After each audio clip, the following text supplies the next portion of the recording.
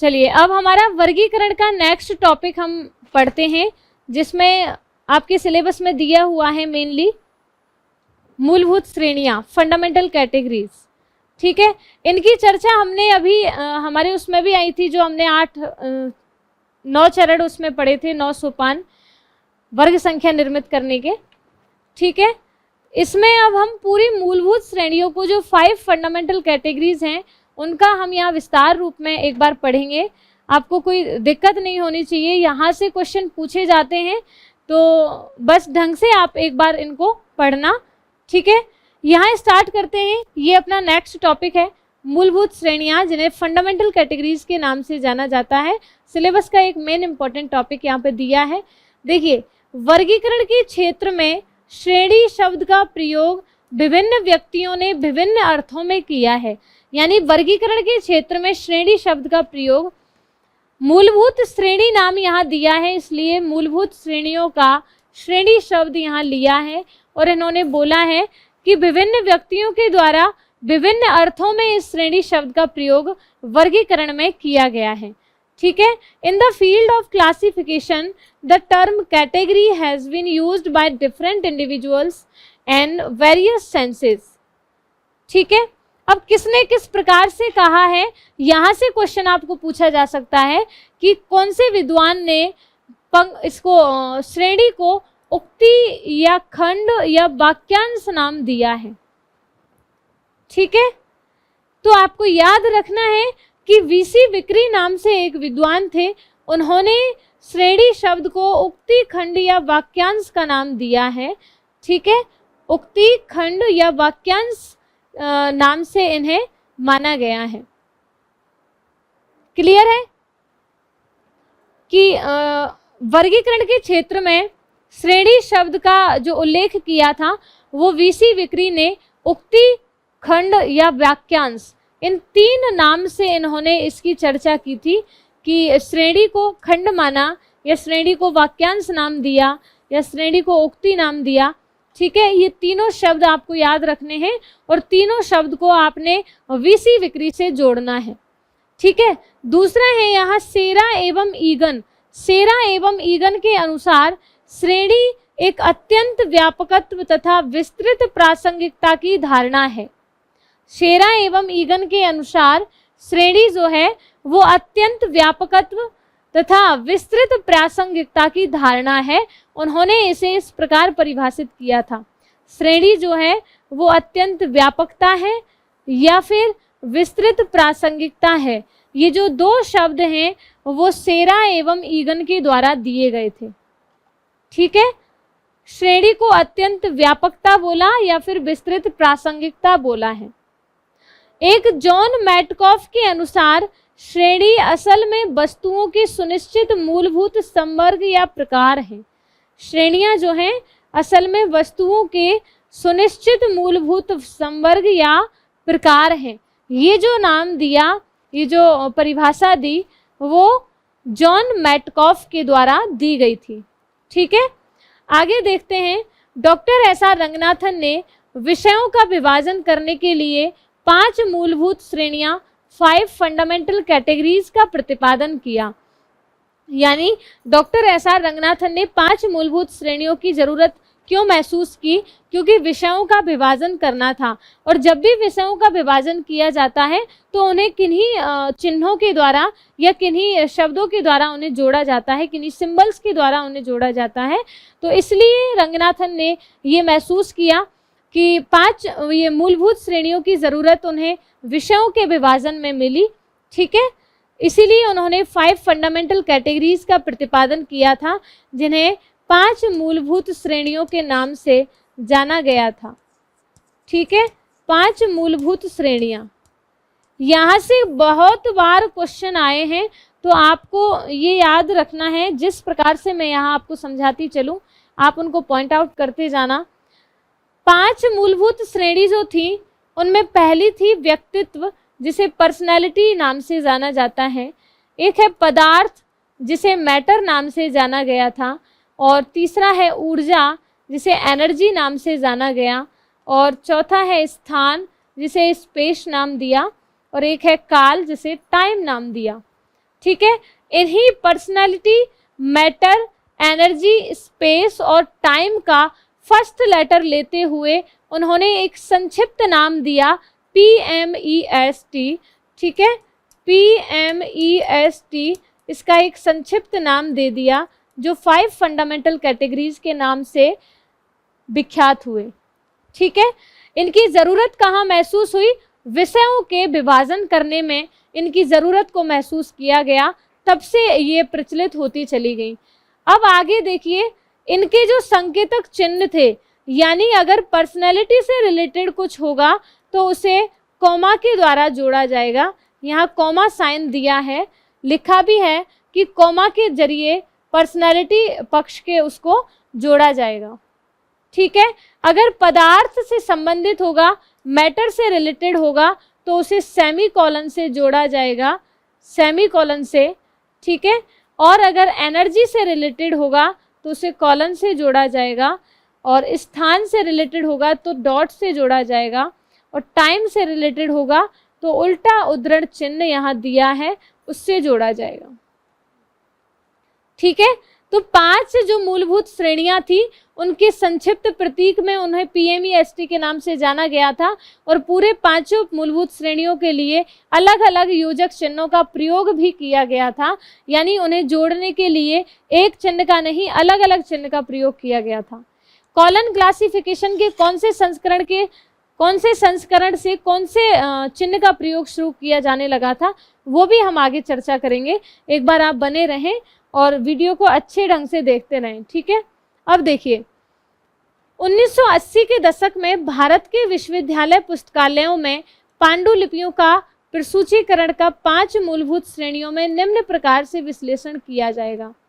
ठीक है, एक है पुस्तकालय विज्ञान मुख्य, दूसरा विश्वविद्यालय पुस्तकालय व्यक्तित्व पक्ष, पांडुलिपि पदार्थ पक्ष।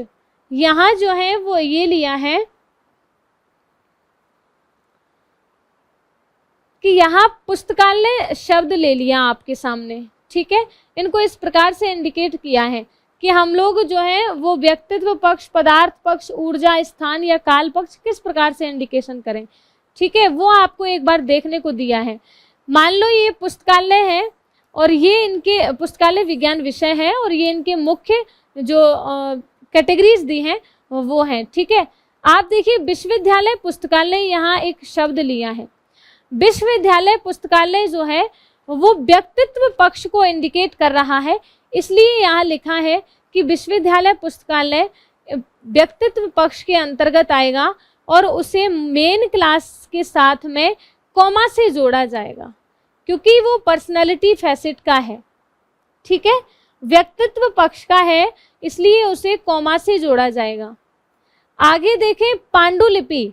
पांडुलिपि जो है वो मैन्युस्क्रिप्ट को दिखा रहा है, पदार्थ पक्ष को दिखा रहा है, यानी मैटर को दिखा रहा है। ठीक है, पदार्थ पक्ष को दिखा रहा है मैन्युस्क्रिप्ट, इसलिए इसे सेमीकोलन से जोड़ा जाएगा। ठीक है, क्योंकि मैटर को जोड़ने के लिए हम जो साइन देते हैं, जो योजक चिन्ह प्रयोग करते हैं, वो सेमीकोलन होता है। ठीक है, इसी विश्वविद्यालय पांडुलिपि में एक प्रसूचीकरण है। यहाँ देखिए, जो शब्द यहाँ लिया था कि विश्वविद्यालय पुस्तकालयों में पांडुलिपियों का प्रसूचीकरण 1980 के दशक में, ये आपके सामने एक उदाहरण आया था।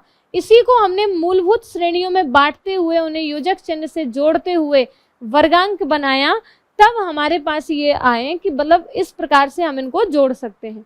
ठीक है, ये बस आपको समझाने के लिए है। आपको ये समझ में आना चाहिए कि किस प्रकार से इन 5 मूलभूत श्रेणियों का प्रयोग पुस्तकालय वर्गीकरण में किया जाता है। ठीक है ना। अब देखते हैं यहाँ कि पांडुलिपि जो है वो पदार्थ पक्ष का है, इसलिए इसका जो योजक चिन्ह होगा वो सेमीकोलन होगा। एक है प्रसूचीकरण। प्रसूचीकरण जो है वो एनर्जी फैसेट को इंडिकेट कर रहा है, यानी ऊर्जा पक्ष को इंडिकेट कर रहा है कैटलॉगिंग शब्द जो है, इसलिए इसे कॉलन से जोड़ा जाएगा। ठीक है, मैंने कहा था कि ये पक्ष है अलग से, एनर्जी फैसेट दिखा रहा है, इसलिए ये कॉलन से जोड़ा जाएगा। एनर्जी को हमेशा योजक चिन्ह कॉलन होता है। यहाँ है भारत। भारत क्या इंडिकेट कर रहा है? किसी स्थान का नाम है भारत, किसी जगह का नाम है, तो वो स्थान पक्ष को इंडिकेट कर रहा है। और जब भी वो स्थान पक्ष को इंडिकेट करे तो हम उसे डॉट से जोड़ते हैं। ठीक है, डॉट से जोड़ते हैं। तो यहाँ हमने देख लिया स्थान पक्ष यानी स्पेस फैसेट। स्पेस फैसेट हुआ इंडिया। क्लियर। एक यहाँ लिखा है 1980 का दशक, यानी कि ये जो दिखा रहा है वो काल पक्ष को इंडिकेट कर रहा है, यानी टाइम फैसेट को इंडिकेट कर रहा है, इसलिए इसे हम उल्टा उद्धरण चिन्ह से जोड़ेंगे। ठीक है, तो एक हमारे पास यहाँ उदाहरण दिया था कि 1980 के दशक में भारत के विश्वविद्यालयों में पांडुलिपियों का प्रसूचीकरण किया जाता है, तो उन्हें 5 मूलभूत श्रेणियों के तहत इस प्रकार से उनका विश्लेषण किया जा सकता है, वही हमने यहाँ दिखाया था। ठीक है, तो विश्वविद्यालय पुस्तकालय जो था वो व्यक्तित्व पक्ष था, पांडुलिपि पदार्थ पक्ष, प्रसूचीकरण ऊर्जा, भारत स्थान पक्ष और 1980 का दशक काल पक्ष। यानी आपको ये आइडेंटिफाई करना आना चाहिए कि कौन सा व्यक्तित्व पक्ष है, कौन सा ऊर्जा पक्ष है, कौन सा पदार्थ पक्ष है, कौन सा स्थान पक्ष है। अगर आपको ये आइडेंटिफाई करना आ गया तो आप उनको उनके योजक चिन्ह के द्वारा जोड़ने में आसानी होगी। ठीक है, आगे देखते हैं मूलभूत श्रेणियां, आवर्तन एवं स्तर। यानी मूलभूत श्रेणियों के कितने आवर्तन होते हैं, कितने स्तर होते हैं, ये भी आपको समझने के लिए बहुत जरूरी है, क्योंकि कई बार क्या है बच्चे समझ नहीं पाते कि पर्सनैलिटी में P आएगा ओनली, या फिर 2P भी आ सकता है, या फिर P2 आएगा। किस प्रकार से ये आते हैं इनको अपन एक बार के लिए समझेंगे, तो आप फिर आगे से कभी दिक्कत महसूस नहीं करेंगे। देखो, आवर्तन की अवधारणा के अनुसार मूलभूत श्रेणी ऊर्जा, व्यक्तित्व एवं पदार्थ की उसी विषय में एक से अधिक बार आवृत्ति हो सकती है। ठीक है, किस किस की हो सकती है? ऊर्जा की, व्यक्तित्व की और पदार्थ की उसी विषय में एक से अधिक बार आवृत्ति हो सकती है। हम बोल रहे हैं आवृत्ति हो सकती है। ठीक है, जिन्हें किस प्रकार से इंडिकेट करते हैं? अगर एनर्जी की, ऊर्जा पक्ष की आवृत्ति हुई तो हम उसे E से इंडिकेट करते हैं और 2E से इंडिकेट करते हैं। ठीक है, ये समझने की कोशिश करना, जब आवृत्ति हो यानी आवर्तन हो तो आवर्तन को हमें E और 2E से इंडिकेट करना है। वहीं हमने पर्सनैलिटी अगर आए तो पहले आएगा P, फिर आएगा 2P, फिर आएगा 3P। ठीक है, इस प्रकार से पर्सनैलिटी को इंडिकेट करते चलना है। कब? जब उसकी आवृत्ति एक से अधिक बार हो। ठीक है, वैसे ही हमें M को इंडिकेट करना है, यानी पहले हम लेंगे M, फिर लेंगे 2M, फिर लेंगे 3M। ठीक है, और कैपिटल में ही इनको रखना है। समझ गए? और उनको बड़े ब्रैकेट के अंदर, बड़े कोष्ठक के अंदर उनको रखते हुए चले जाएंगे। तो ये होता है हमारा एक विषय में एक ही मूलभूत श्रेणी का एक से अधिक बार आवृत्ति होना, उसे हम इस प्रकार से अरेंज करते हुए चलते हैं। क्लियर हुआ? आगे देखें तो जबकि स्तर की अवधारणा के अनुसार, यानी आवृत्ति तो हमने समझ ली कि आवृत्ति जो है एक से अधिक बार होने पर हम उस प्रकार से रखते हैं, लेकिन स्तर की अवधारणा के अनुसार मूलभूत श्रेणी व्यक्तित्व और पदार्थ के ही स्तर होते हैं, ऊर्जा श्रेणी के स्तर नहीं होते, केवल आवर्तन होते हैं। आपवर्तन नहीं है, ये आवर्तन है। ठीक है, आवर्तन होते हैं। यानी कि इनका कहना था कि एक विषय में एनर्जी पक्ष, एक तो ऊर्जा पक्ष, एक पदार्थ पक्ष और एक व्यक्तित्व पक्ष, इनके एक से अधिक बार आवर्तन हो सकते हैं। लेकिन अगर स्तर की बात आए तो स्तर की अवधारणा के अनुसार व्यक्तित्व और पदार्थ, इन दोनों पक्षों के स्तर हो सकते हैं, लेकिन एनर्जी के स्तर नहीं हो सकते। एनर्जी पक्ष के सिर्फ आवर्तन होते हैं, स्तर नहीं होते। और जब आवर्तन होते हैं तो उन्हें हम ऐसे इंडिकेट करते हैं, एनर्जी ठीक है, इस प्रकार से उनको इंडिकेट करते हैं। लेकिन जब बात स्तर की आती है तो स्तर में हम उनको अलग प्रकार से इंडिकेट करते हैं। और हमेशा याद रखना, पदार्थ पक्ष का और व्यक्तित्व पक्ष के ही जो है वो स्तर होते हैं।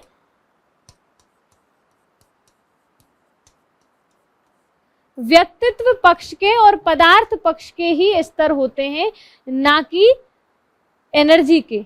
ठीक है, तो जब भी इनके ऐसे इस प्रकार से वो आए तो हमें क्या याद रखना है, हमें ये याद रखना है कि जब स्तर की बात करते हैं तो स्तर में हम इस प्रकार से इंडिकेट करते हैं। ये है P, P2, P3 और P4।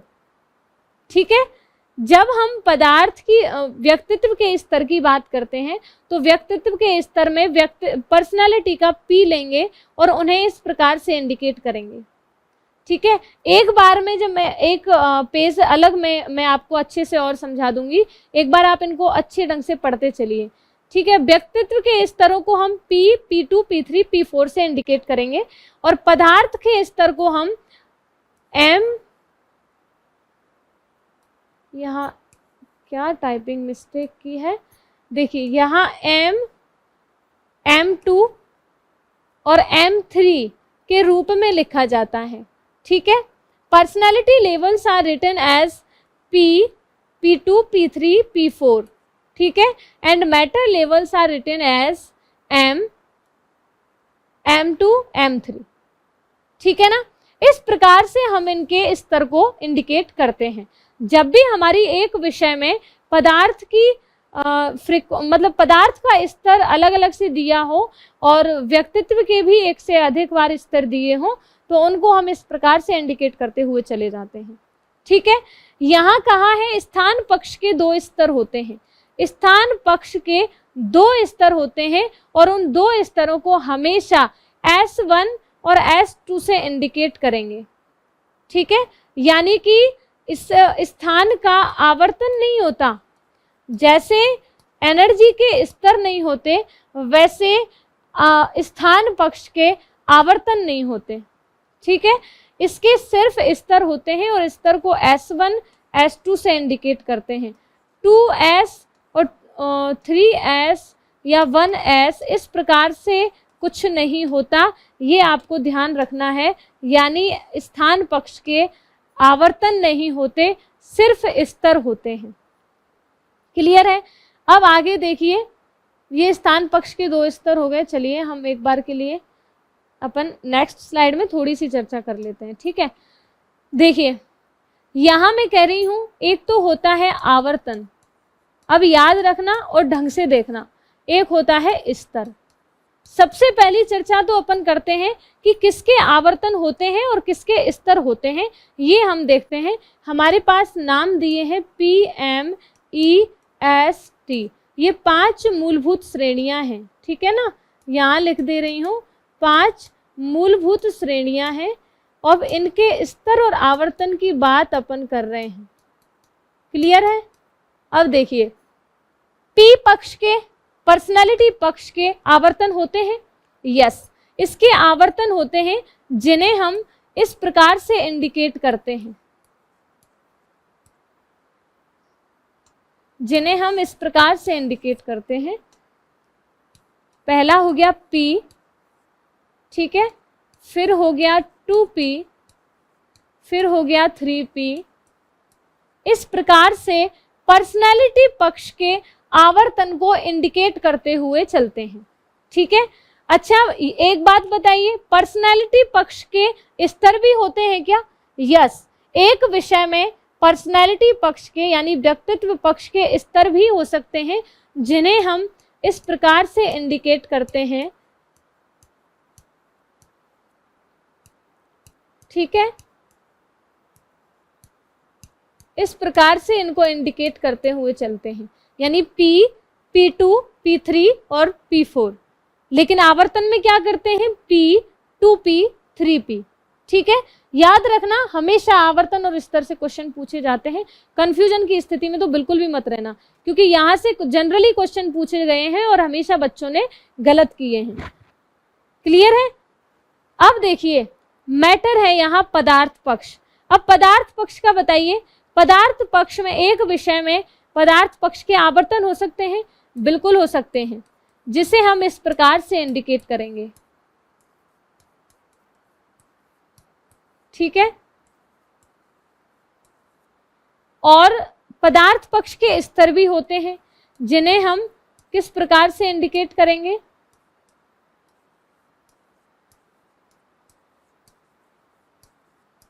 ठीक है, यानी यहां तो जो संख्याएं हैं उनको आगे लिखा जा रहा है, लेकिन यहां स्तर में उन संख्याओं को पीछे लिखा जा रहा है। ठीक है ना? अब बताइए एनर्जी पक्ष का आवर्तन होता है क्या? एनर्जी पक्ष के आवर्तन होते हैं? एनर्जी पक्ष के आवर्तन नहीं होते, सॉरी, एनर्जी पक्ष के आवर्तन होते हैं, स्तर नहीं होते। ठीक है ना? यहां इनको हम इस प्रकार से नहीं लिख सकते कि हम ऐसे लिख दें कि E1 E2, ऐसे नहीं लिख सकते। क्यों नहीं लिख सकते? क्योंकि एनर्जी पक्ष के स्तर नहीं होते, आवर्तन होते हैं। यहां हम इनको एनर्जी पक्ष को किस प्रकार लिखते हैं? इस प्रकार। ठीक है, अब देखिए स्पेस पक्ष, स्थान पक्ष। स्थान पक्ष के आवर्तन होते हैं क्या? नहीं, स्थान पक्ष के आवर्तन नहीं होते। स्थान पक्ष के स्तर होते हैं, जिन्हें हम S1 और S2 नाम दे रहे हैं। ठीक है ना? क्लियर हुआ?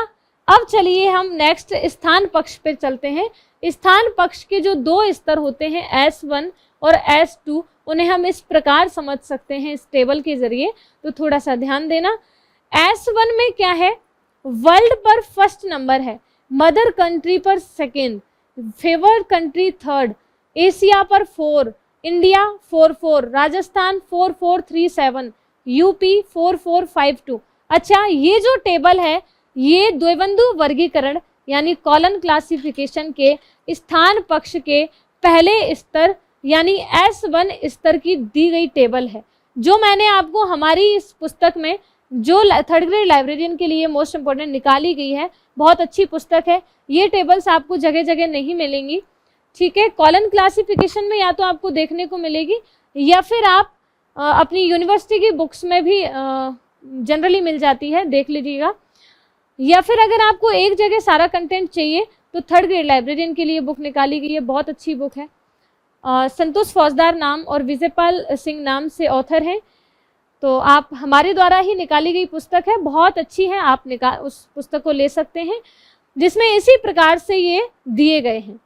ठीक है, तो यहाँ जो S1 जो स्तर है स्थान पक्ष का, उसके लिए ये टेबल दी है, जिसमें ये नंबर दिए हुए हैं, यानी जहाँ इंडिया लिया जाए उस इंडिया को वर्गांक बनाने के लिए हमें 4-4 नंबर यूज करना है। एशिया के लिए हमें 4 नंबर यूज करना है, तो हमें यहाँ से नंबर उठाने हैं, तब हमें वर्गांक बनाना है। ठीक है, तो इसी प्रकार से ये नंबर यूज करने हैं। अब यहाँ ये भी पूछा जाता, क्वेश्चन यहाँ से किस प्रकार से पुट हो सकता है? ऐसे पूछा जा सकता है कि कॉलन क्लासिफिकेशन की स्थान पक्ष के पहले स्तर में दी गई टेबल में राजस्थान के लिए प्रयोग किया जाने वाला अंक कौन सा है? तो 4-4-3-7। तो ये सारे नंबर आपको याद करने हैं, क्योंकि हमें नहीं लगता कहीं से भी क्वेश्चन पूछा जा सकता है। सेकेंडरी लाइब्रेरियन में क्वेश्चन पूछा गया था, बहुत अच्छा क्वेश्चन था, बहुत लेवल का क्वेश्चन था, और मेरे ख्याल से जिसने तुक्का लगाया होगा उनका सही हुआ होगा, पर लेवल बहुत अच्छा था उस क्वेश्चन का। अभी हम डीडीसी पढ़ेंगे तो मैं उसमें बताऊंगी भी आपको। डीडीसी के अंदर से एक नंबर उठाया गया था, जो रिसर्च का, शोध का जो नंबर था 72 करके था, वो नंबर उठाया गया था और वो उस क्वेश्चन पेपर में पूछा था। तो लेवल कुछ भी हो सकता है, आप तो बस पढ़ें और गहराई से पढ़ें। यानी ये जो टेबल दी है ये स्तर 1 की टेबल है, स्थान पक्ष के स्तर 1 की टेबल है, तो आप इन नंबर को इन्हीं देश के साथ में कनेक्ट करके याद कर लीजिएगा। ठीक है, आगे देखते हैं। स्थान पक्ष की दूसरे स्तर की टेबल है ये दूसरा स्तर है। ठीक है, इसे भी आप देख लें। यहाँ लैंड के लिए 1 लिया है, डेजर्ट के लिए 121 लिया है, डेल्टा के लिए 137 लिया है। इस प्रकार इसमें स्थान पक्ष के दूसरा स्तर जो है उसके लिए ये टेबल दी है। तो ये नंबर आपको ये भी याद करने हैं। ठीक है, अब चाहे आप इनको किसी भी प्रकार से कनेक्ट करके करिए, लेकिन माइंड में एक बार के लिए आपको रखना है, क्योंकि अगर आपसे बाय द वे क्वेश्चन पूछ लिया तो आप बना पाएं, या फिर वर्गांक बनाने के लिए पूछ लिया तो वर्गांक भी आप निर्मित कर पाएं। ठीक है, और वो तभी होगा जब आपको ये सारे नंबर्स आपको याद होंगे। आगे देखते हैं। समय के 2 स्तर होते हैं, T1 देन T2। स्थान के हमने पढ़ लिए। ठीक है, समय के 2 स्तर होते हैं, जिसमें पहली टेबल आपको दी है, पहला स्तर दिया है यहाँ। ठीक है, और पहली टेबल है आपके सामने और एक दूसरी टेबल भी आपके सामने है। ठीक है ना, तो इस प्रकार से आपको याद रखना है। यहाँ देखिए एस तक हमने यहाँ कर लिया। एस के 2 स्तर थे, ये कर लिए हमने। टी के भी 2 स्तर हैं, जिन्हें T1 और T2 नाम दे रहे हैं। ठीक है, और इसके आवर्तन होते नहीं है, स्तर होते हैं, और स्तर की टेबल हम लोग अभी देख ही लेंगे। यहाँ स्थान पक्ष के 2 स्तर की टेबल हो गई, और समय के 2 स्तर की टेबल जो है वो इस प्रकार है। यहाँ से भी क्वेश्चन बार बार पूछा गया है कि मान लो 1998 आपको दिया, 1998 आपको दे दिया एक सन, तो उसके लिए आप किस सिंबल का प्रयोग करेंगे। तो आपको याद रहे, यहाँ तक तो आपको पूछा नहीं जाएगा क्योंकि ये पहले के सन हो जाते हैं, तो यहाँ से मुझे नहीं लगता, लेकिन फिर भी यहाँ अगर नॉर्मली पूछ लिया जाए तो अपन कह भी नहीं सकते। लेकिन 1998 के लिए जो बनेगा वो आएगा 1998 यहाँ, यानी एन जो सिंबल है वो प्रयोग किया जाएगा। अगर 2000 वाला कोई सन है, यानी 2004 है, 2010 है, तो उसके लिए पी सिंबल यूज किया जाएगा। ठीक है, तो ध्यान रहे आपको इस टेबल का प्रयोग जो है वो वर्गांक बनाने के तहत में इसी प्रकार से लेना है। यानी T1 जो टेबल है वो समय पक्ष को इंडिकेट कर रही है। ठीक है, और समय पक्ष के लिए जो द्विबंधु वर्गीकरण कॉलन क्लासिफिकेशन की बुक में जो सिंबल्स यूज किए गए हैं उनको यहाँ इंडिकेशन मिलता है। ठीक है, तो आप लोग इससे ध्यान रखें। बिफोर 999 BC का आए तो वहाँ A होगा, ये इसके लिए B होगा, 999 to 1 के लिए C होगा। तो इनको आप लोग एक बार याद कर लेना, क्योंकि यहाँ से पूछे भी जा सकते हैं। मतलब पूछे भी नहीं जाए तो आपको पता होना चाहिए, अगर आप लाइब्रेरियन बन रहे हैं तो आपको मालूम होना चाहिए कि किसके लिए कौन सा सिंबल यूज किया है। ठीक है, मेरा कहने का मतलब बस इतना है। तो आप इसे अच्छे ढंग से पढ़ें, अच्छे ढंग से समझें। मैंने 5 मूलभूत श्रेणियां पढ़ाई हैं। 5 मूलभूत श्रेणियों में देखिए यहाँ हो गई ये T1 टेबल इसकी समय पक्ष की। ठीक है, अभी मैं आपको बताती हूँ पूरा। T1 की पूरी टेबल यहाँ तक हो गई है। अब आ गई T2 समय पक्ष का जो दूसरा स्तर था उसकी टेबल है ये दूसरे स्तर की। जो दूसरा स्तर होता है वो इस प्रकार से पूछा जाता है कि एक तो समय वैसे दे दिया कि 1957 है या 1958 है या फिर 2004 है या फिर 2014 है, इस प्रकार से दिया तो हम वहाँ से उस टेबल से सिंबल यूज लेंगे। लेकिन अगर यूँ दे दिया कोई चीज़ें कि इन ए विंटर सीजन या इन ए ऑटम सीजन, तो ये हो जाता है T2 टेबल, जिसके तहत हम इस प्रकार से सिंबल यूज करते हैं CN, N1, N2, N3, N4, N5, P और P8। इस प्रकार से हम इनको यूज करते हैं जो CC में दिए भी हुए हैं। ठीक है, तो आपको घबराने की ज़रूरत नहीं है। अगर आपको ये याद नहीं हो तो आप बार बार इनको थोड़ा रिकॉल करें, और ये टेबल है इनको लिखकर अपने पास रखें, यानी जहां आप 24 घंटे में से ज़्यादा टाइम तक आप बैठते हैं वहां आप इनको पेस्ट कर लें, तो आप जल्दी से इनको याद कर पाएंगे। और जैसे याद हो जाए तो आप उनको हटा लें, कोई दिक्कत ही नहीं है। लेकिन इनको याद करना बहुत ज़रूरी है क्योंकि यहाँ से क्वेश्चन पूछे जाते हैं। ठीक है ना, किसके लिए, जैसे सीजन है, सीजन नाम दिया तो सीजन के लिए हमें एन यूज करना है, ठीक है। और अगर स्प्रिंग दिया तो N1 और समर दिया तो N3, इस प्रकार से हमें इनको यूज करते हुए चलना है। क्लियर है? ये जो आपको दिया, यहाँ जो दिया है, ये आपको थोड़ा इंडिकेशन मैं दे देती हूँ। ये कैपिटल लिखा है, ये यहाँ स्मॉल ही होगा, ठीक है। CN, N1, N3, N4, N5, P and P8। Clear है? चलिए आगे देखते हैं अपन। यहाँ अब यहाँ तक मैंने 5 मूलभूत श्रेणियां, 5 फंडामेंटल कैटेगरीज अच्छे से पढ़ा दी हैं। एक बार बैक करके अपन देखेंगे कि हमने क्या क्या पढ़ लिया है। जो स्तर और आवर्तन मैंने बताए हैं उनको आपको अच्छे ढंग से समझना बहुत जरूरी है, क्योंकि स्तर और आवर्तन से जनरली क्वेश्चन पूछे जाते हैं, तो आपको कंफ्यूज नहीं होना है, ठीक है। स्तर किसके होते हैं, आवर्तन किसके होते हैं, ये मैंने आपको एक अलग से स्लाइड में बता दिया था कि आपको सिर्फ कंफ्यूजन ना हो इसलिए कि P, M और E इनके आवर्तन होते हैं सिर्फ आगे वालों के, बाकी S और T के स्तर आवर्तन नहीं होते, सिर्फ स्तर होते हैं। और स्तर में बात करें तो एनर्जी के स्तर नहीं होते, बाकी सभी के स्तर होते हैं और उनको इस प्रकार से इनको लिखते हैं, ठीक है। अगर आपको कभी भी वर्गांक बनाना मिले तो जब भी आवर्तन आए तो आपको पहले ही लिखना है, यानी उस सिंबल से पहले उसका नंबर लिखना है। और लेकिन अगर स्तर आए तो स्तर में आपको बाद में लिखना है, P1, P2, P3, इस प्रकार से उनको लिखते चलना है, ठीक है।